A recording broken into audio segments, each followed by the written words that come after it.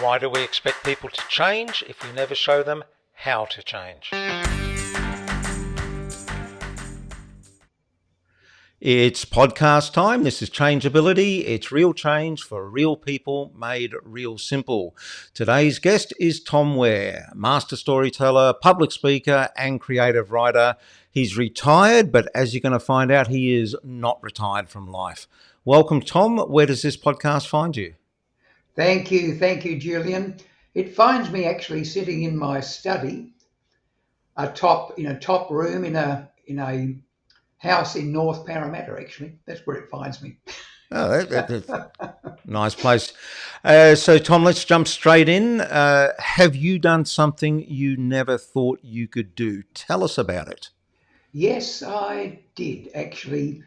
I changed countries. That's what I did. Actually, I've changed countries a number of times, but this was a very significant move for me because I'd been working myself up in a career with the now defunct Department of Civil Aviation as an air radio operator, which is a lot like air traffic control. I've done all the examinations.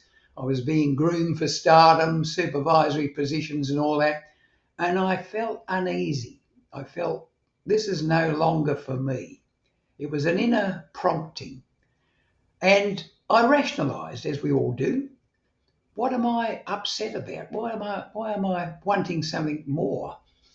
And really, in theory, I had everything. I had a nice home in the Parramatta area. I had a wife who loved me, 3 wonderful children, a job with a fantastic career, good money coming in, the recognition of my peers, all the things that people seek.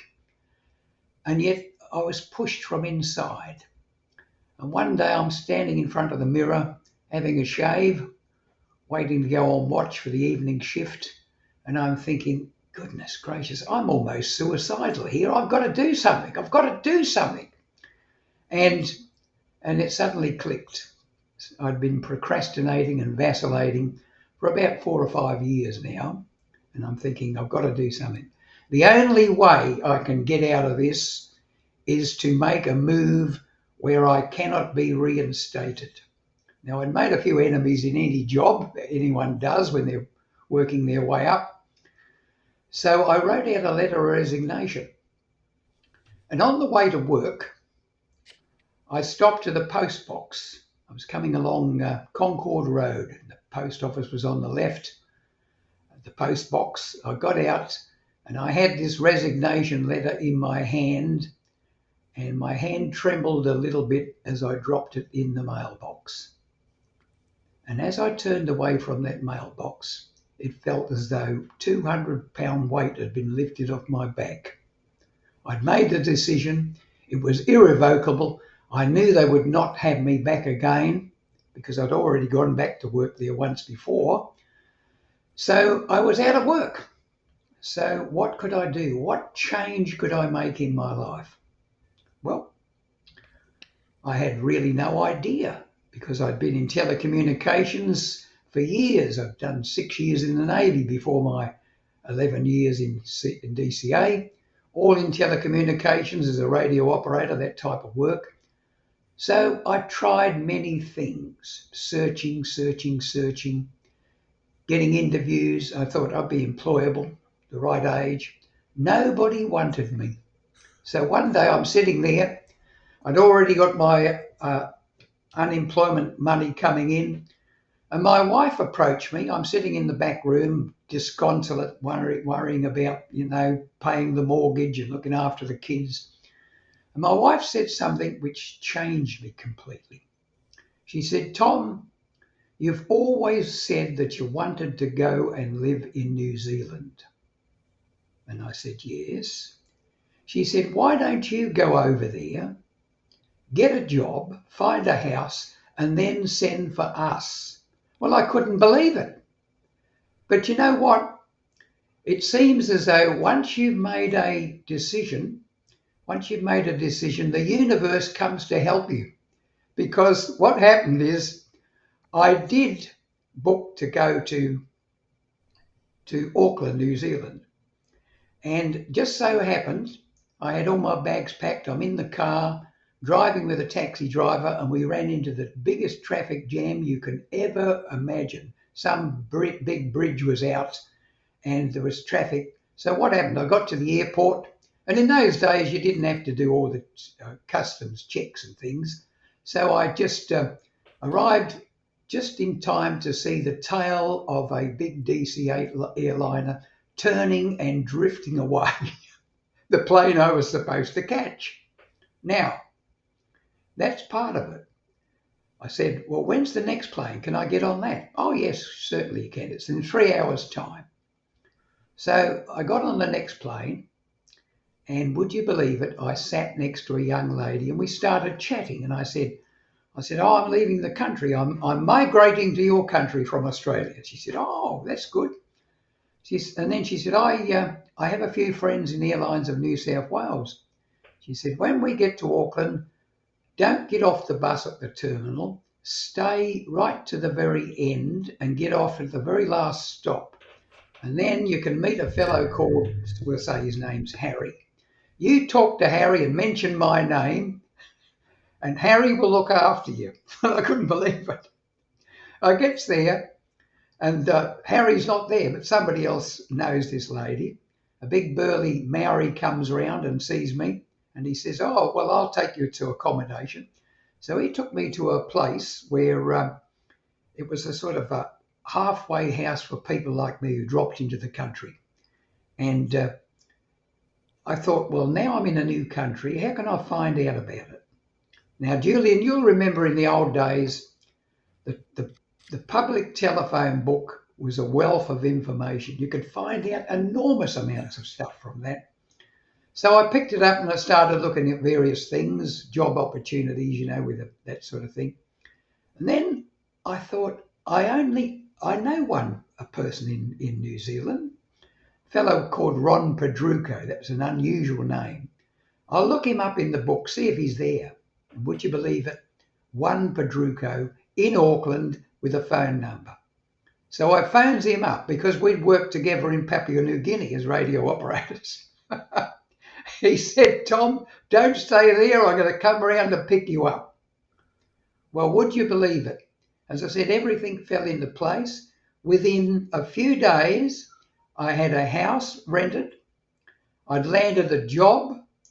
And within a week, my wife and kids joined me. So it was exactly what I should have done.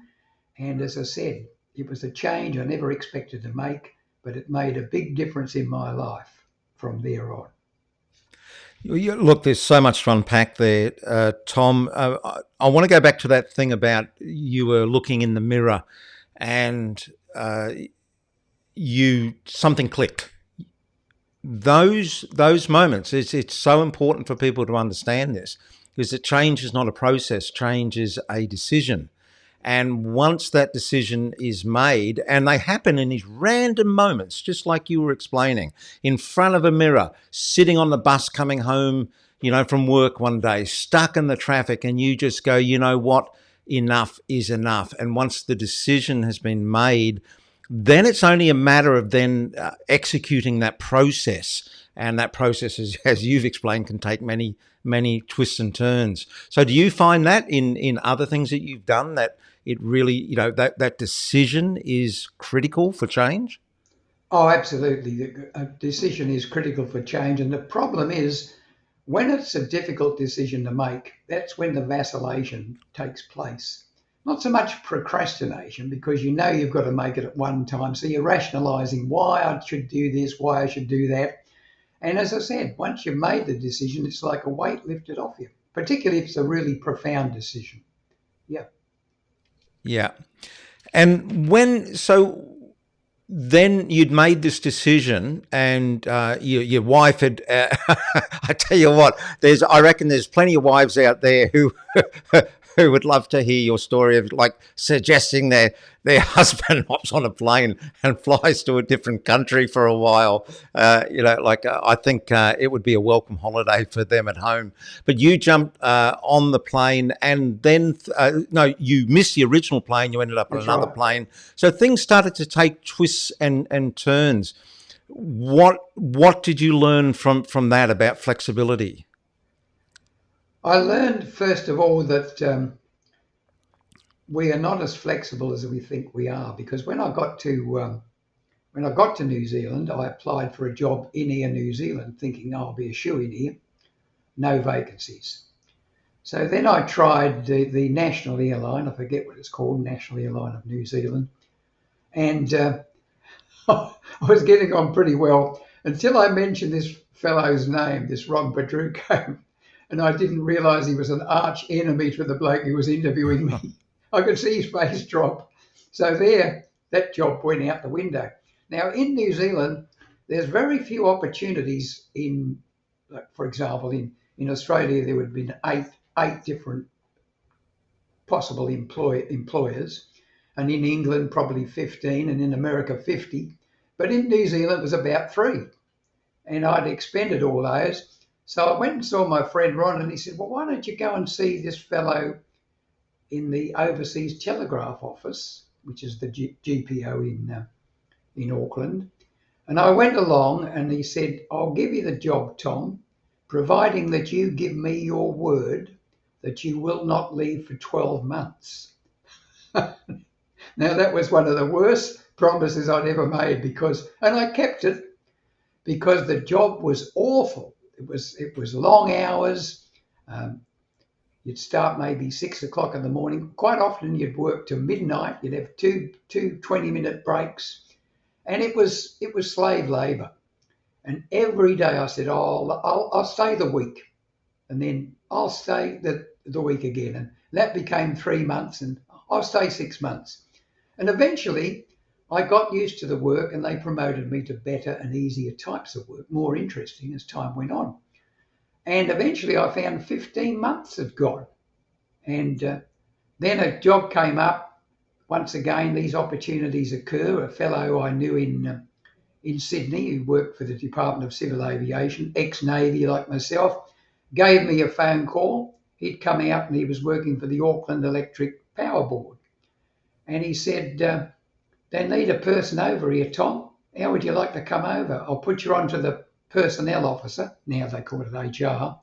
He rang me up, liked the look of sound of my voice, I think, and he said, come on over. And I had a job like that, working as as a clerk within the offices of 3 underground mains engineers. And I used to go out in the field with them, livening up new buildings and all that sort of stuff. Very interesting work. Right. So right back at the start too, you said that you wrote a letter of resignation. Yep. But you wrote it in a way, am I understanding this right, that you wrote it in a way that you couldn't be reinstated? So in a sense, it's that old saying of burn the boats. Was that what happened? That's exactly what happened. So what was your thinking there? Well, what had happened is earlier on in my career, a job had been advertised as an air radio operator at Wagga. And then I went on leave. I rented my house. And when I came back from leave, there was a notice saying, a letter came in the mail saying, the transfer to Wagga has been cancelled. Any inconvenience is regretted. Well, I went off my brain and I approached the union bloke who had a talk with the boss. And of course, there was mutterings of people going on strike and all this sort of thing. And the next moment, a vacancy came up at Dubbo. Mysteriously, a position was created for me, obviously. So I went out to Dubbo and worked for it. But I said, I'll go out there, but I want to come back for it in a year. Please give me your word that you'll bring me back in a year. So after the year went, I applied to come back. And after a while, I left DCA just for a 6 months period and joined the Bureau of Census and Statistics. And I hated it. So I rang the boss and said, can you have me back? He said, yep, you can come back to DCA, but this is your first and last chance. If you ever leave again, you will not be coming back. So you can understand. When I did it the second time, I knew there'd be no coming back. Right. And you also mentioned about the old days of the telephone book and it being a wealth of information. Yeah. And that was I actually loved sitting down and reading the yellow pages, because I would just flick and I would find an industry I knew nothing about. And then I found, oh, look, there's all these people that do all these different jobs and then service those industries. It was like it was like a portal to the world that I didn't understand. But of course, now we have the internet. So have you carried over that? That is it a thirst for knowledge that you've got, or learning? It probably is in many ways. I've been one of those lifelong learners. Julian, I left school at 14 years of age and took my first job the day after my 15th birthday, a humble job of telegram boy. In those days, they used to deliver telegrams. I did that for about 3 years, actually, best part of 3 years. And then my uncle, who was my guardian at the time, suggested that I go to the Post and Telegraph School, which I did. Hated it, always at the bottom of the class, and I was always being called in. If you don't buck up, we'll kick you out. So one weekend I decided I'd go along to Rushcutter Bay and join up in the Navy. So when I went in on the following Monday, he was bawling me out. I said, well, that's me, mate. I'm on my way. I'm a sailor now. So what have you learnt from that? Because you've mentioned a couple of times in this conversation that you were in situations that you hated. You used that language. Is that so? What is the trigger that moves you on to the next thing or next path that you're going on? I would say, Julian, it's hope. Hope for something better. And of course, when you're young, life's an adventure that always lies ahead. You take your chances. You know that you can get a job. In Australia in those days, back in the 50s and 60s and that, it was so easy to get work compared with now. And I was young and fit and healthy and reasonably intelligent, so I could get a job virtually anywhere. Right. So, okay, now let's just wind this up here with this question. What's the most important lesson that you learned from this whole experience that you've just told us? I would say that go with the inner promptings. There's something within us. I always call it our higher self, and I've long been into that sort of thing. I'm a what you call a new ager, into meditation and all that sort of stuff. And I'm fully convinced that we have a purpose when we're born. It's a purpose we don't know about. We often have to discover, but we're always pushed from within to find it. And when we find it, things go smoothly and we are happier. When we don't, when we push it away and rationalize, try to go with the earthly things, then we suffer a consequence of that. So go with your heart. In a word, go with your heart. Nice. That's a very lofty finish. So, Tom, if people want to connect with you, where can they find you? They can find me on the internet. My email address, I'm quite happy to give that out, is ATW, that's Arthur Thomas Ware, ATW 1936. 1936 is when I was born, 1936, easy to remember. ATW1936@hotmail.com. It's nice. And you're very active on LinkedIn. And I know that people can just, if you go to LinkedIn and search for Tom Ware, in fact, the name, I love this, is so old school. It's Tom, then with brackets, Arthur Thomas Ware. It's like the full name.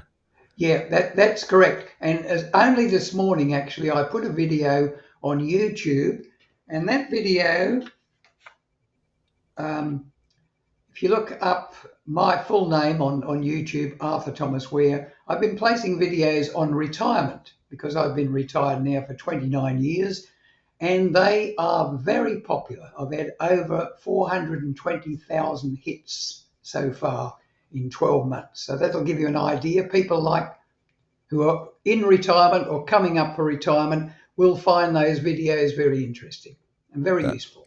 Yeah. Thank you, Julian. You're welcome, Tom. Uru.